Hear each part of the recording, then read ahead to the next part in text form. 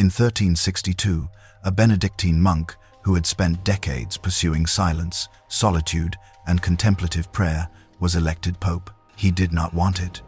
He had never sought ecclesiastical advancement. His entire soul was oriented toward the cloister, toward the rhythm of the divine office, toward the hidden life with God. Yet obedience, that monastic virtue he had cultivated for a lifetime, demanded that he accept. For 8 years, he would govern the universal church, while his heart ached for the monastery he had left behind. His pontificate was a trial, his suffering was silent, and his sacrifice was known fully only to God. The accounts of Blessed Urban V's life come to us through sources of unusual reliability. The Vitae Urbani V were composed by chroniclers who lived during or shortly after his pontificate, which lasted from 1362 to 1370. These were not hagiographers writing centuries later, embellishing distant memories. They were witnesses to a reign they could observe firsthand. Benedictine sources proved naturally attentive to one of their own who had ascended to the papal throne.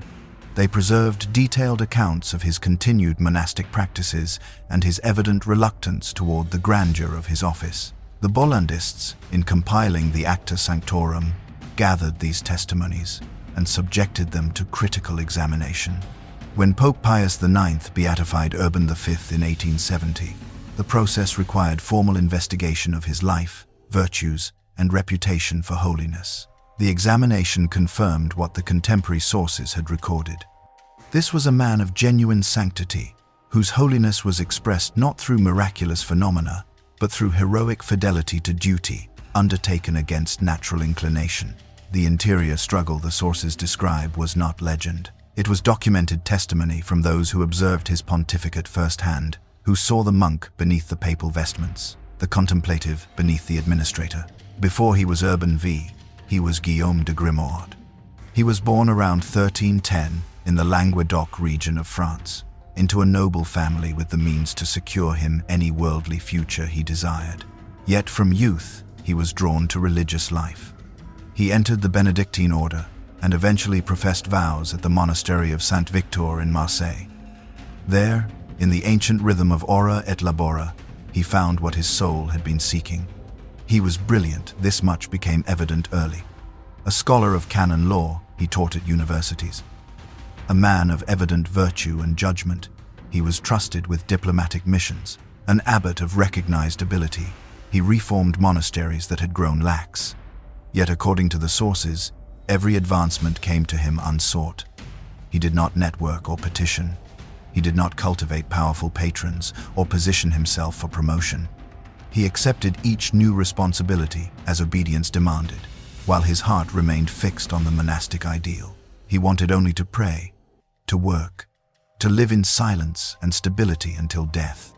When the cardinals gathered in Avignon in 1362 to elect a successor to Pope Innocent VI, Guillaume de Grimord was not even among them. He was not a cardinal. He was serving as papal legate in Italy, far from the conclave's deliberations. The election came to him as a shock. According to the chronicles, he wept when he received the news. Not tears of humble protestation performed for appearance. Not tears of joy at unexpected honor. The sources describe the tears of a man who saw his deepest desires being taken from him in the name of God's will. He took the name Urban V, and he began his silent trial. What followed was 8 years of hidden suffering. According to the Vitae and Benedictine chronicles, Urban V refused to abandon his monastic identity, even as pope. He continued to wear his Benedictine habit beneath the papal vestments, a hidden sign, invisible to those who saw only the external splendor of where his heart remained. He maintained the fasting practices of his order, while the Avignon court around him indulged in the excesses of the age, the elaborate banquets, the cultivated luxuries that had made the papal residence a byword for worldliness. Urban ate with monastic simplicity. He rose for night prayer. The Vitae record that he kept the vigils he had kept as a monk, adding hours of private devotion to the crushing schedule of papal governance. When other men would have claimed exhaustion as excuse, he sought the silence of the night to pray, as he had always prayed. The tension the sources reveal is profound. Urban V was not a weak administrator who retreated into piety as escape from responsibility. By all accounts, he was an effective and reforming pope. He worked to restore discipline in a church that had grown corrupt. He supported education, founding universities that would shape generations. He labored to return the papacy from Avignon to Rome, understanding that the prolonged absence from the Eternal City was wounding the Church's credibility and mission. He accomplished much, but the sources consistently note that he did all this against the grain of his nature. He governed not because he desired power, but because obedience demanded it. He administered not because he found satisfaction in authority, but because souls depended on his decisions. Every document he signed was signed by a man who would rather have been copying manuscripts in a scriptorium. Every audience he granted was granted by one who longed for solitary prayer.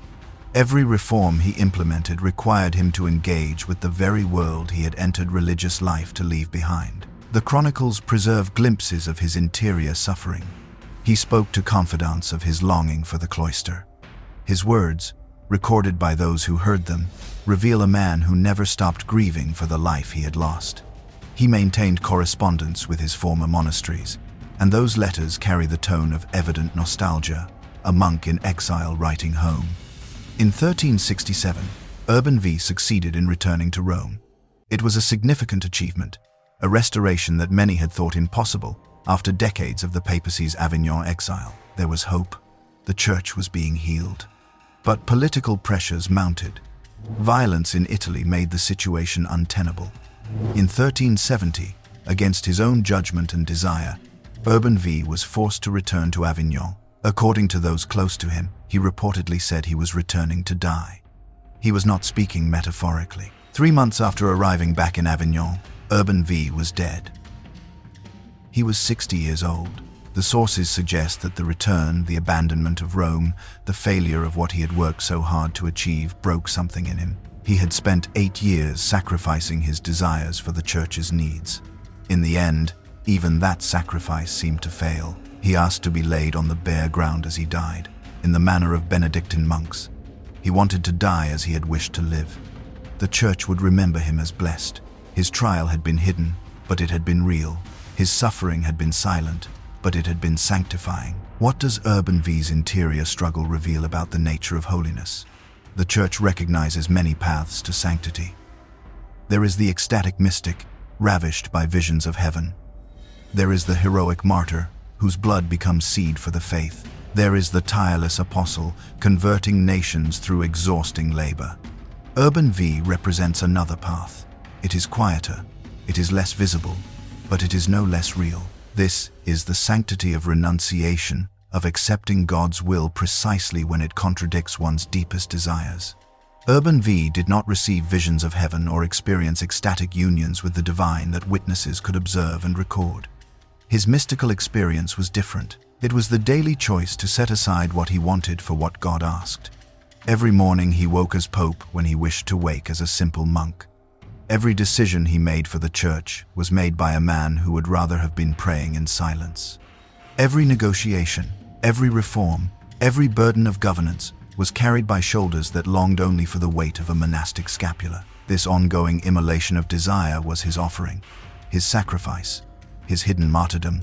The tradition of the church has always recognized that such hiddenness can be deeply sanctifying. The contemplative life Urban desired was good. The active governance thrust upon him was also good. His holiness lay not in choosing one over the other, but in accepting with obedience what God chose for him, even when every fiber of his soul cried out for something else. Blessed Urban V died on December 19, 1370. His body was eventually returned to the monastery of Saint-Victor in Marseille, returned, at last, to the silence he had loved. His example endures for all who find themselves in circumstances they did not choose and do not want. Many souls live lives that contradict their deepest inclinations. They are trapped in duties they did not seek, bearing burdens they would never have selected. Urban V's silent trial testifies that such circumstances can become the very path to holiness. The offering of unwanted obligation, made in obedience and silence, reaches the heart of God. What is hidden from the world is not hidden from Him. What is sacrificed without recognition is recognized by the one who sees in secret. Perhaps you carry such a burden now. Perhaps your life has become something you never would have chosen. Urban V invites you to offer it, silently, in obedience, as a gift to the one who understands what it costs and who receives it as the holy sacrifice it is.